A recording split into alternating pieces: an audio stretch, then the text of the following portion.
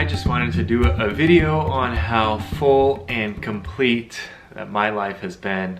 I have really enjoyed it from the very get-go all the way through today. I just want to talk about how grateful I am for every day and every moment that I've had. I've got 5 wonderful kids. They're all beautiful and growing up so well. I've got a wife I think I married very well.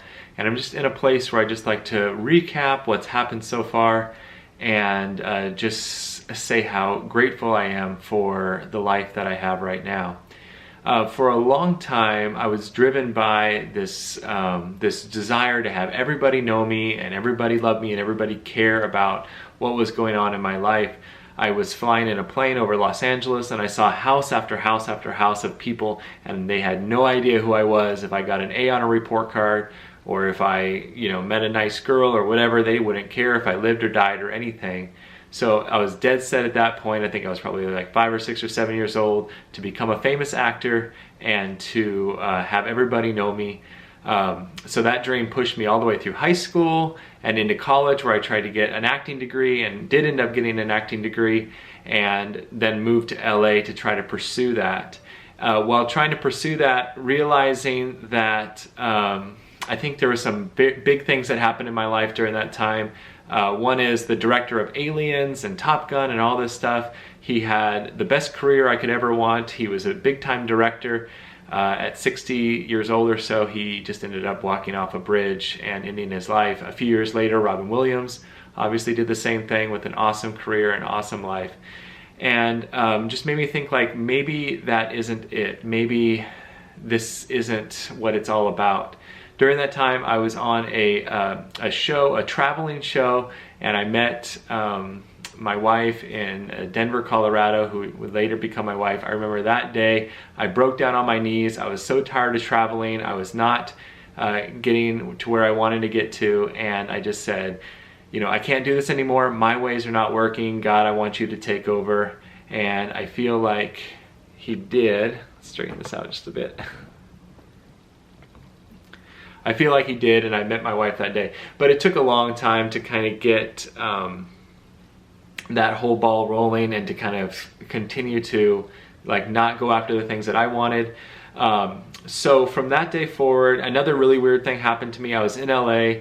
I lost my roommate because just there were some fights and stuff like that. And so this other guy moved in with us, who we met on Craigslist. I was out on the road. I'd only spent about a couple weeks with him, but I didn't know him very well. But he ended up committing suicide in that room that him and I shared in LA, and it was really devastating.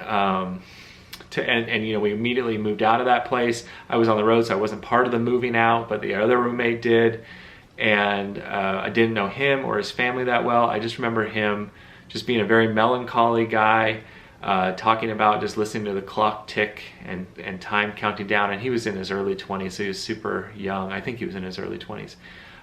Some other weird stuff was happening during that time to kind of let me know, hey, I wasn't in the right place. So I went to Denver to try to see if it was going to work out with my now wife Amanda, and it did. Spoiler alert, we've been married 10 years. And decided that I didn't need to go back to LA. I didn't need to do that anymore. Also at the same time, movies were being made all across the United States. A lot were being made in New Mexico. Not much was being made in Colorado because the tax incentives weren't good, but they were being made in Vancouver, BC, and in New Orleans. TV shows everywhere, a lot in Georgia. Walking Dead was coming out then or around then, and so a lot was being done in Georgia, so it didn't need to be on the back lots of LA. And the other thing that kind of changed too was back in the early 90s, when I really fell in love with acting and wanting to be an actor, but really just wanting to be known, was movies were they had the big actors, and they had about 16, 17 big actors, and maybe 9 or 10 big female actresses, and they were making $20 million a movie. And they would be like, hey, go make Sleepless in Seattle or Jumanji or whatever, and they were making huge bucks. And it was like, wow, that's amazing. And then as I started to become the age where I could actually start doing this stuff in the mid 2000s years, when I was about 20, 25, all the movies were either becoming either ginormous, like Avatar, Avengers, ginormous blockbuster movies where they just had every A-list actor, or they were like completely independent movies and nobody was even getting paid at all. They were just doing it because they enjoyed being on film. Also, the quality of those movies changed to either being like, hey, this is just completely popcorn flicks and getting paid huge bucks, or it was like the independent movie and the indie movie where like you really had to bare your soul, and I wasn't that good at that yet. You really had to do some uncomfortable things and get in some uncomfortable places, whereas I feel like the movies of the 90s, they had this flow to them. There was always kind of a happy ending at the end, and it just seemed like something you wanted to be a part of, although that could have just been all in my head. So the movies had changed. So you either had to be a ginormous actor or you had to be willing to just work for nothing forever. And I wanted to be a big actor, but I wasn't yet, and so it was really hard to break into that world. A really tough thing happened when I moved to Colorado is I switched from trying to be an actor into trying to make money. And trying to make money was difficult. I failed at it a lot. I tried to become I went into sales because in sales, I could just memorize the script, and I was actually pretty good at selling, but I was always behind on money like all the time. And I didn't enjoy it that much. So I memorized these scripts, these like 20-minute presentations. I sold mops and knives and all kinds of stuff inside of grocery stores. I told myself I was still an actor because I was acting, I had a costume on, I was playing a part. Everyone came to watch my show to get their free gift or whatever. And even one time, I worked for a company for a few years, they put me in their little infomercial. And so I was like, okay, I'm still doing it, but then I got away from that, and on the advice of my mother-in-law and my wife, I ended up getting a real estate license, and so I just kept going down the sales area to just try to make sure that we have enough money. And if you're watching any of my videos, you know that, how much money we have coming in and out of our house and how we've been able to survive on that. But it was a really difficult transition. And a lot of people were kind of suggesting, hey Jack, why don't you just go do like a local community play or something like that. And I did do a Christmas Carol Retold at our church. I was just a wise man. I was a wise man, and I didn't have any speaking parts, but that was the only time, that and a couple of background parts and some commercials for a friend named Jake, that I've been able to do any acting. And I realized that, my priorities just shifted. They shifted from wanting to be this big, amazing actor who had done things before, who had done things that nobody has ever seen before, who had maybe, changed people's perceptions of things. Like I always talked about Tom Hanks in Philadelphia, I think it was called, or Philadelphia Story, where he like kind of changed people's perceptions. That was the 80s or the early 90s of what a gay person was, and it wasn't so scary. It was a person who had a life, and he got AIDS, and I think he ended up dying. But it was a monumental movie. There was a few other movies like that out there that were they just changed people's perception of what somebody thought about a certain people group. And for a while there, I was like all on board with trying to make sure that all the gay rights and all that stuff like that were. I grew up in Portland, Oregon, and so I was all about like, hey, this is the next frontier of people having equality and stuff like that, gay marriage, and now that's sort of balancing out and stuff like that. And that was like something that I really was passionate about, of helping that community. And then things got kind of twisted. It got a little bit dark there for a little while, and I won't go into too much of that. But moving into nowadays, it's like I worked really, really hard for that goal, for that dream. I worked really, really hard to become that actor. I worked on my body like every single day. I worked on all these dialects. I worked on expanding my lung capacity. I never got a piercing. I never got a tattoo, because I thought that you had to be sort of like this pure sort of vessel so that they could change you, the director could change you into whatever they wanted you to be for that particular role.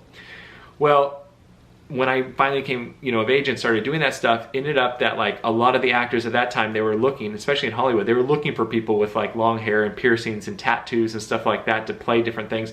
the acting had gotten like a little more real, like the, you know, Sons of Anarchy, like all kinds of just dark sort of stuff started coming out after The Wire came out in the early 2000s, where they wanted somebody who was real. They weren't covering up actors' tattoos anymore, and they could cover them up. And you know, one of my favorite actors of all time is Morgan Freeman. He's got 2 piercings in his ears. It's like, who cares, you know? And so I just did all this stuff that probably didn't matter to get me to my goal.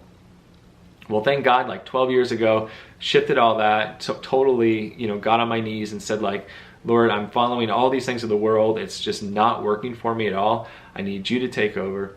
And he totally did. And I completely, every day, said to myself and out loud, if I try to do it every day, just like I completely submit, I surrender. It's not mine, it's you, it's your, I want you to take over now. And it has freed me of a lot of that anxiety. Like I was always ready, I always was pushing every day. Like I wake up early in the morning, I go running, I do all these things to push myself to be this amazing actor that never ended up panning out. And so now I'm sitting back, I'm relaxing more. I'm in my mid-30s, and you know, we have some money coming in. It's not like I could just stop working today and go down to Austin, which is close to me, and go pursue acting or film or whatever, or make up my own movie or anything like that. We don't have enough cash for that. We have to keep working, but I feel like, you know, I'm getting my daily bread. I'm getting the things that I need. And so I'm just so proud of like the life that I've had so far. I'm so proud of the 5 beautiful kids that I have, of my marriage, which is getting stronger like every single year. I'm proud of the friends that I had. I used to have a ton of friends, but it kind of seemed like it was a good relationship, but it wasn't based on anything except for like, what could we help each other out with, you know? There wasn't anything stronger. So now I only have like 4 or 5 friends, but they're all rooted in Christ, and they're rooted in something that's bigger than all of us. And so, you know, there's nothing I wouldn't do for them. And also I spend a lot of my time with my family. I picked up golf. I do not really like it. I'll probably stop playing it. But I just enjoy video games. I enjoy staying at home, playing games with my kids. They really enjoy it with me. They put their head on my shoulder. I mean, it's the best feeling in the world. I have a daily call with my dad. I enjoy that. I talk to my mom about once a week or so. My brother about once every couple weeks. And then I talk to my friends at least once or twice a week. And my family, of course, I see them every day. I work from home. And so at this point in my life, things are going really, really well. It's been hard. It's been hard, especially when I was going after all my own goals and doing all the things that I wanted to do for myself and for the betterment of myself and for the betterment of becoming a big actor and having the world know me. But now things are calming down a lot. I'm enjoying it. I'm taking it day by day. It may still happen, it may not, where somebody says, hey, I want you in this film, or something like that, or something near it, maybe a director position or something like that, but I'm not pursuing it, and I haven't pursued it for years. But I've had a full life. I've traveled to a few different countries. I've tried all different kinds of food.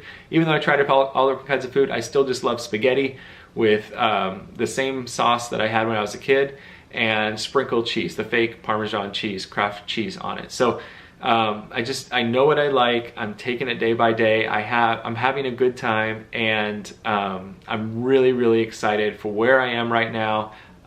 Just the whole day today, I'm just excited for the day. I'm excited to get up in the morning. I'm excited to see my family. I'm excited to even go to work and help people at work. And what's weird about now is I have weekends. Like, I'm excited for weekends, like waking up knowing I do not have to work at all. Stopping work at 5 o'clock. When I was trying to be an actor, weekends were when we put on shows and plays, and you know, I had casting calls and stuff like that. In the evenings, you had to go to parties and try to, you know, meet people. And then you were just always broke, and so it's so difficult. And then always wondering if somebody's going to scam you or anything. We had some really weird encounters with people in LA. You know, people trying to take advantage of me because I was a young male actor. A lot of gay people trying to just get me alone and get me places, and it just got really weird and really uncomfortable. But we made it through all of that, and now we're in Texas. Not to say that we wouldn't move someday back to Los Angeles or San Diego. I always liked San Diego better, but there was less film happening in San Diego at the time. or we moved to New York or wherever, or we were even talking about moving to Alaska for fun or something like that. But I just wanted to take this moment and tell you that I'm very content with my life. Everything has gone really, really well. I want to thank you for watching this, and I love you, my family, and my friends. And to those of you I don't know, we'll get to know you soon.